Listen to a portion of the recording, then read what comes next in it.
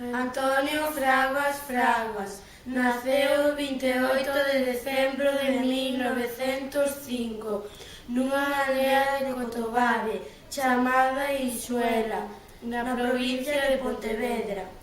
Cando naceu, o seu pai estaba emigrado no Brasil. Por este motivo, pai e fillo non se coñeceron ata que Antonio tiña case 8 anos. Ao seu regreso, o pai seguiu co seu oficio de canteiro. Cano correndo e brincando por entre os campos de millo, os prados verdes, a sombra das carballeiras e eu por debaixo dos outos de castiñeiros.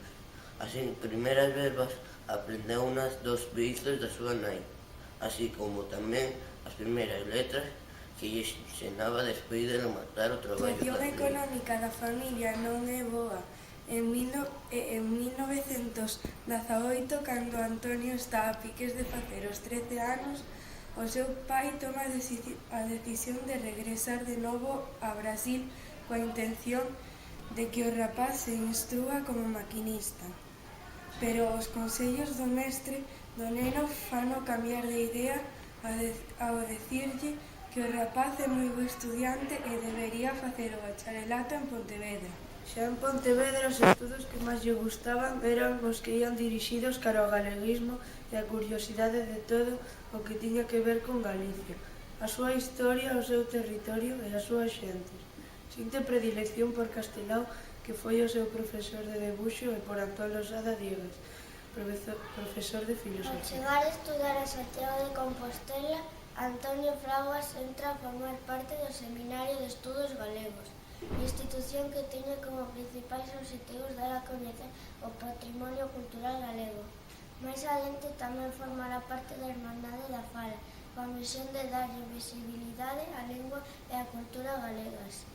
Tamén participou nas actividades do Grupo Nos mediante a publicación de diversos traballos na revista do mesmo nome e formou parte activa na defensa do Estatuto de Autonomía de Galicia promovido polo Partido Os primeiros Galeguista. traballos como escritor xeraron alrededor de cuestións como o estudo dos xacementos castrexos na zona de Lalín, Melide, o Sabiñá e a orixe de certas celebracións festivas como a do Entroido. Profesor ata o comezo da Guerra Civil. As súas ideas galeguistas custaronlle ser expulsado do posto de traballo e ser desposuído de todos os seus títulos. Máis adiante recuperará o posto, pero partindo de cero.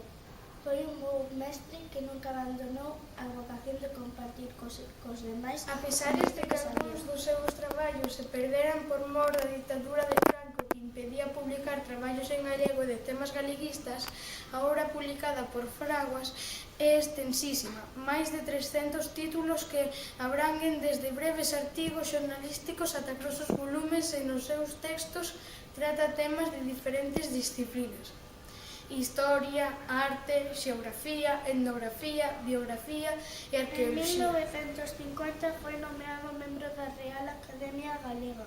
En 1963 comezou a súa faceta como director do Museo do Pobo Galego en Santiago de Compostela.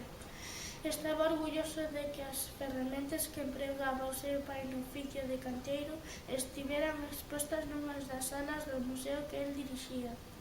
En 1941 donou ao museo a súa biblioteca particular composta por 22... O día 5 de novembro de 1999 falece en Santiago de Compostela. En 2019 a persoa homenaxeada no Día das Letras Galegas pola súa paixón. Entrega a dedicación ao estudo científico de Galicia. Fraguas é considerado, ademais de escritor, un galeguista, é dicir, alguén que amaba a súa terra e que fixo todo o posible por darllela a coñecer aos galegos e galegas e por difundir e dignificar a súa imaxe no resto do mundo.